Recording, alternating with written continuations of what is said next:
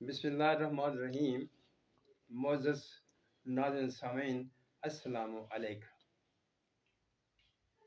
کشتہ پارہ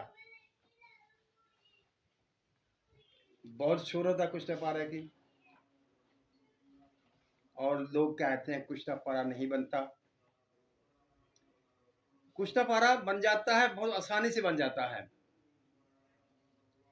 ایک نسخہ تو میں نے پہلے آپ کو دیا تھا جو کہ تیزاب گندک کا تھا۔ اس کے بعد ایک نسخہ اور میں آج آپ کے سامنے رکھ دیتا ہوں، وہ بھی آسان ہے، تیزاب ہی سے بنتا ہے، تیزاب شورا سے۔ آپ نے ایسا کرنا ہے کہ 1 تولہ یا 10 گرام آپ نے پارا لے لینا ہے، اور اس کو کسی رف کپڑے میں سے 5-7 بار گزار لیں گے تو وہ صاف ہو جائے گا۔ اگر زیادہ بار بھی آپ اسے کپڑے میں سے گزار لیں گے تو کوئی مسئلہ نہیں، جتنی دفعہ زیادہ اس کو رف کپڑے میں سے گزاریں گے تو وہ اتنا ہی مصفہ ہو جائے گا۔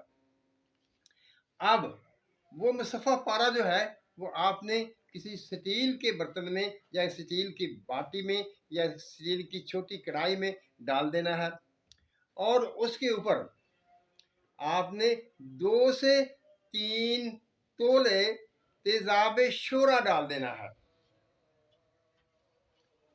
جب آپ اس کو تیزاب شورا ڈال دیں گے تو تیزاب شورا اس کو کھانے لگے گا، اس کو گلانے لگے گا، اور بہت سا دھواں خارج کرے گا، زرد رنگ کا دھواں خارج کرے گا، اور آہستہ آہستہ وہ اس پارے کو کھا جائے گا۔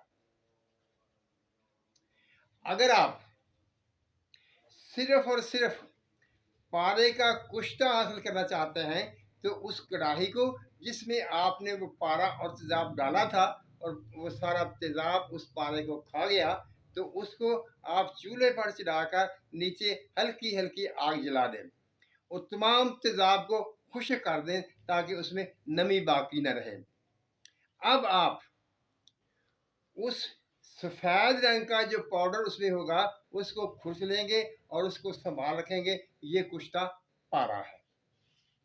لیکن اگر آپ چاہتے ہیں کہ اس سے آگے کام لینا ہے تو آپ کیا کریں گے کہ اس میں پانی ڈال دیں گے تاکہ یہ سارا پارا جو ہے اس پانی میں حل ہو جائے، جس کا وزن تقریباً 1 بوتل میں اگر ڈال دیں گے پانی تو بھی ٹھیک ہے، اگر کم ڈالیں گے تو بھی ٹھیک ہے، وہ اس میں سارا پارا حل ہو جائے گا۔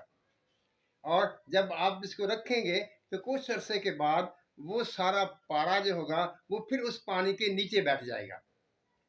جب آپ کو استعمال کرنا ہو تو اس کو ہلائیے، وہ پھر دوبارہ اس میں حل ہو جائے گا، اور جب کچھ دن پڑا رہے گا تو پھر وہ اس کے نیچے بیٹھ جائے گا۔ اب آپ کے ذہن میں شاید یہ شک پیدا ہو کہ یہ پارا نقصان دہ ہوگا، استعمال کے قابل نہیں ہوگا، لیکن اسے خوراکی بھی استعمال کیا جا سکتا ہے اور بیرونی طور پر بھی استعمال کیا جا سکتا ہے۔ یہ کسی طرح نقصان نہیں دیتا ہے، کیونکہ تیزاب شورا کی وجہ سے یہ کشتہ ہو جاتا ہے تو یہ ہاضم بن جاتا ہے، جیسا یہ پانی میں حل ہوتا ہے اسی طرح وہ معدے میں جا کر بھی حل ہو جاتا ہے۔ کشتہ اسی لیے کرتے ہیں کہ وہ ہاضم ہو جائے، وہ ہضم ہونے کے قابل ہو جائے۔ اب اگر تو آپ اسے خارجی طور پر استعمال کرنا چاہتے ہیں تو کسی بھی مرہم میں اس کو شامل کر دیں۔ شامل کرنے کی مقدار یہ ہے کہ اگر وہ مرہم 100 گرام کے وزن کے ہوگی تو اس میں آپ نے 1 گرام یہ کشتہ پارا جو ہے اس کو شامل کرنا ہے، اس کو اس میں کھرل کر دینا ہے، کھرل کر کے اسے محفوظ کر دیں گے۔ تو یہ مرہم چمبل، دھدر وغیرہ جتنے جلد کو سخت کرنے والی جو بیماری ہیں ان میں یہ آپ اس کو بیرونی طور پر استعمال کریں گے تو ان کو ختم کر دے گی، ان کا انتہائی آسانی سے ان کا علاج ہو جائے گا۔ یعنی وہ ضدی چمبل جو مہینوں علاج کے بعد بھی ٹھیک نہیں ہوتی، وہ اس کے چند دنوں کے اس کے استعمال سے ٹھیک ہو جائے گی، یعنی وہ جلد کو بالکل تروتازہ کر دے گی اور چمبل کا نام و نشان بھی نہیں رہے گا۔ اور اگر آپ اس کو خوراکی طور پر استعمال کرنا چاہیں گے تو یہاں بھی ایک نقطہ سن لیجئے۔ آپ نے इसके 1 ग्राम के वजन के मुकाबले में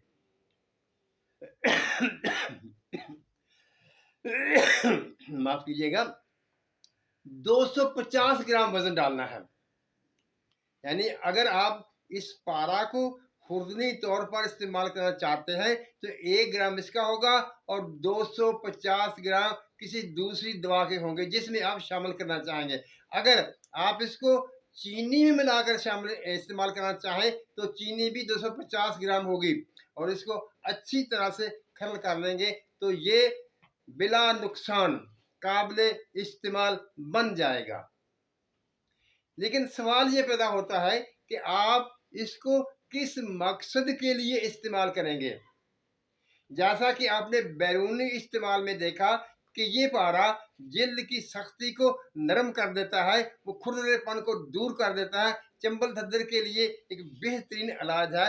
इसी तरह खुराकी तौर पर भी ये हार्मोन्स पैदा करता है, जिस्म को ताकत देता है, जिस्म में से वो तमाम जहर जो जिस्म के लिए नुकसानदेह होते हैं उनको खारिज कर देता है, उनको मुबद्दल कर देता है। यानी ये एक ऐसी अक्सीर आपके पास बन जाती है, यानी जैसे आम पुराने हुक्मा कहा करते थे कि ये मुर्दों को जिंदा कर देने वाली अक्सीर है। इससे आपने ये खौफ नहीं करना कि ये खिलाने से कोई नुकसान होगा, पारा जोड़ों में बैठ जाता है, नहीं बैठता है। सिर्फ वो उस वक्त नुकसान देता है जब आप उसको तरीके से इस्तेमाल नहीं करते और उसकी मिकदार खुराक में इजाफा कर देते हैं। यानी कोई भी चीज़ उस वक्त नुकसान देती है जब उसको मिकदार खुराक से ज़्यादा मिकदार में इस्तेमाल किया जाए। वो तो आप खाना भी ज़रूरत से ज़्यादा खा लेंगे तो आपको हैज़ा हो जाएगा, आपकी तबीयत ख़राब हो जाएगी, बोझल हो जाएगी।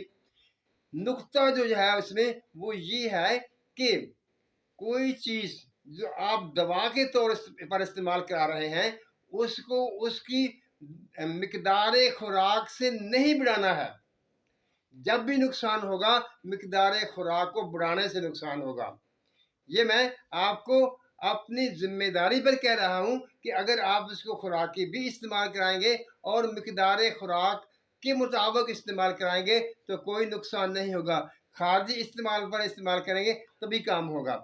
एक बात और मुझे याद आ गई, अगर आप किसी भी क्रीम में जो औरतें चेहरों पर लगाती हैं उसमें वही वजन वही 100 ग्राम के मुकाबले में 1 ग्राम, अगर वो क्रीम आपके पास 100 ग्राम होगी तो आप 1 ग्राम ये वाला कुश्ता पारा उसमें शामिल कर देंगे, उसमें खल कर देंगे, उसको रगड़ देंगे तो ये एक ऐसी क्रीम बन जाएगी कोई जो चेहरे से दाग धब्बे और तिल वगैरह तक दूर कर देगी और रंग को गोरा कर देगी। यही वो कुश्ता पारा जो है वो यही काम भी दिखाएगा।